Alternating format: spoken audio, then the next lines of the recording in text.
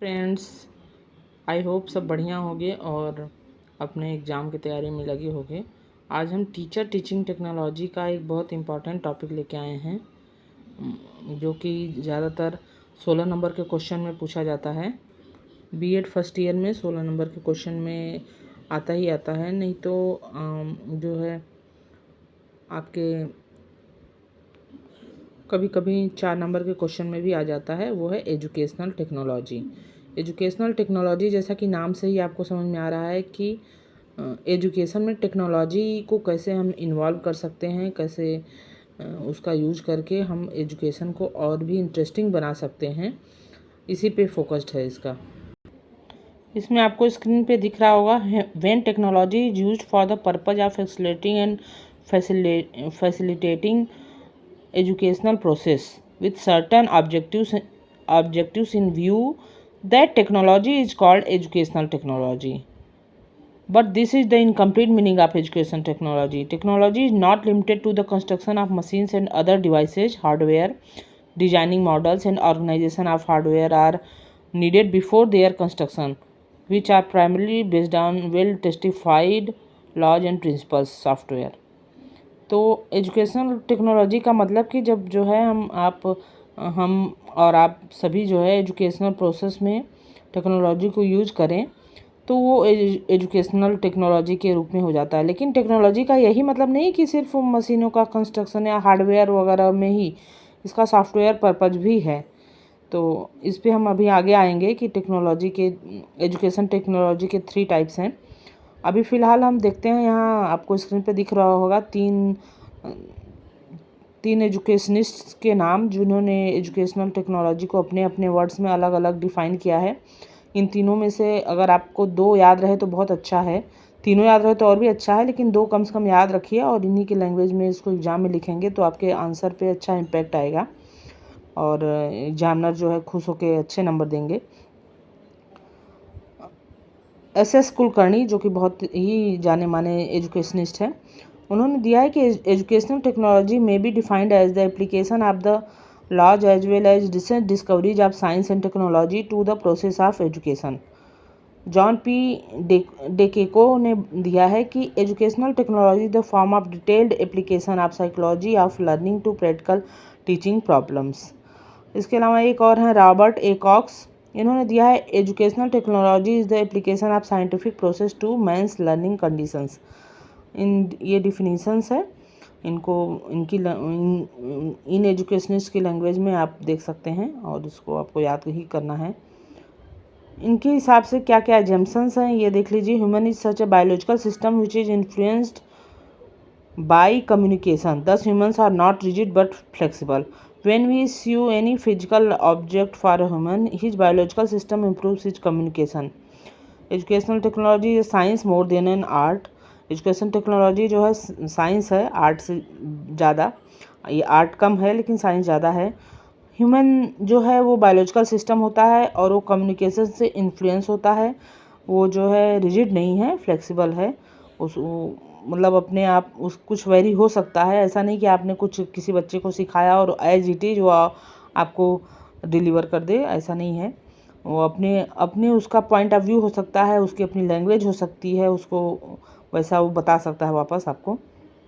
इसके अलावा है educational technology helps in developing teaching theories, suitable communication strategies and techniques can increase learning.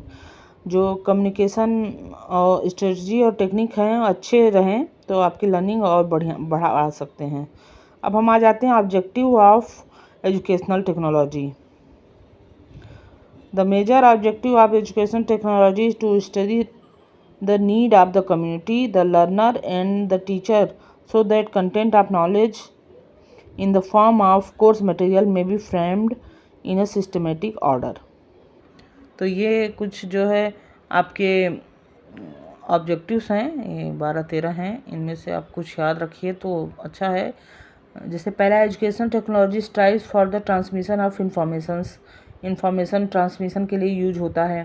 Education technology serve as a role model की तरह सेवा करता है ये। Education technology assist for practice of specific skills Education technology aims to offer greater opportunities for independent study to the learner. Educational technology aims to improve the quality of teaching. Educational technology helps in meeting the challenges of mass education. Educational technology aims in equalizing educational opportunities to the learners. Education technology aims to improve continuing education and the lifelong education, sorry. Educational technology के 3 approaches हैं। पहला hardware approach, दूसरा software approach और तीसरा system analysis. इससे आपको समझ में आ ही रहा होगा कि हार्डवेयर और सॉफ्टवेयर अप्रोच का क्या होगा और सिस्टम एनालिसिस का क्या, नाम से ही समझ में आ रहा होगा। नहीं समझ में आ रहा हो तो हार्डवेयर अप्रोच मतलब मीन्स कि आपके मशीन्स, मैकेनिकल जो पार्ट होते हैं स्कूल में, जो भी आपके एड्स वगैरह मशीन से रिलेटेड होते हैं, ये सब आते हैं। सॉफ्टवेयर में इन सब का क्या, साइकोलॉजी का क्या यूज है, इन लॉज वगैरह का क्या यूज है, साइकोलॉजिकल लॉज वगैरह का एजुकेशन में क्या क्या यूज हो सकता है उसके हिसाब से है। जबकि सिस्टम एनालिसिस जो है वो आपका मैनेजमेंट के लिए होता है। स्कूल टीचर और मैनेजमेंट में कैसे आपस में कोऑर्डिनेशन है, प्रिंसिपल्स वगैरह का क्या कोऑर्डिनेशन है, कैसे मैनेज हो रहा है स्कूल, ये सब के लिए यूज होता है। एजुकेशन टेक्नोलॉजी की क्या कैरेक्टरिस्टिक है ये भी देख लीजिए। Education technology has contributed in developing various methods like micro teaching, simulated teaching, programmed learning, etc. Education technology is used in various subjects like psychology, science, technology, system, art, audio visual aids, etc. Education technology is based on the application of the scientific knowledge. Education technology is helpful in making the teaching process objective, easy, clear, interesting and scientific. हमारे education को objective, easy, clear, interesting, scientific बनाने के लिए use होता है। Education technology की use से ही हम माइक्रो टीचिंग वगैरह आप कर चुके होंगे। अगर आपको इसमें माइक्रो टीचिंग में कोई दिक्कत हो तो आप मुझे मैसेज करिएगा, मैं इस पर भी एक वीडियो लाऊंगी। Simulated teaching, program learning etcetera के लिए भी जो है एजुकेशन टेक्नोलॉजी ही रिस्पॉन्सिबल है। उसके अलावा जो है आपका साइकोलॉजी वगैरह में, साइंस, टेक्नोलॉजी, इन सब में एजुकेशनल टेक्नोलॉजी का काफ़ी यूज होता है। तो इसकी कैरेक्टरिस्टिक है या आप इसके जो है बेनिफिट्स भी कह सकते हैं, इसके कैरेक्टरिस्टिक बेनिफिट्स तो आप देख ही रहे हैं। 4-5 इसमें से याद कर लीजिए, काफ़ी है। उसके बाद उसकी लिमिटेशन पे आ जाते हैं। जैसे कि अभी आपको पता ही है कि फ्रीक्वेंट कैलकुलेटर का फ्रीक्वेंट यूज करने से जो है बच्चों के दिमाग की जो कैपेसिटी है वो कम हो रही है, लर्निंग कैपेसिटी कम हो जा रही है। कोई चीज़ हम याद रखने की क्षमता जो होता है बहुत देर तक उसको रिकॉर्ड, जैसे पहले आप लोग को याद होगा बहुत पहले जब होता था, जब नया नया मोबाइल आया था, 10 अंक के जो नंबर होते हैं वो हम लोग को ज़बानी याद रहते थे। लेकिन धीरे धीरे कॉन्टैक्ट लिस्ट वगैरह उसमें रखने की वजह से और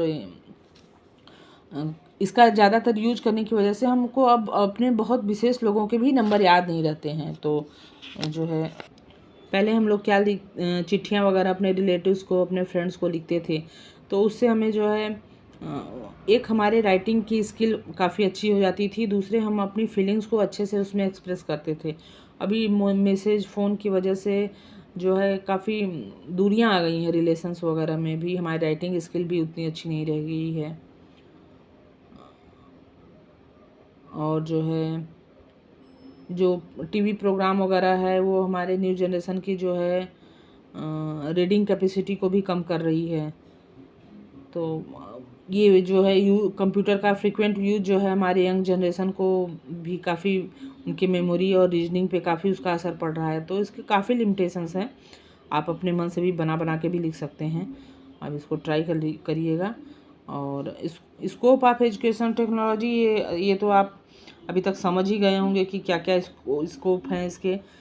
एजुकेशनल टेक्नोलॉजी है जो scope to analyse the process of teaching and learning. Teaching और लर्निंग में इसका काफ़ी स्कोप है। या कह सकते हैं कि टीचिंग स्किल को बढ़ाने के लिए ये इसका काफ़ी यूज हो गया है। इसके अलावा जो है स्पेलिंग द एजुकेशनल ऑब्जेक्टिव्स, कई प्रॉब्लम्स में ये जो है एजुकेशन टेक्नोलॉजी काफ़ी हेल्प करता है, जैसे सर्वे वगैरह करके उसका रिसोर्स वगैरह अवेलेबल करा के, और जो है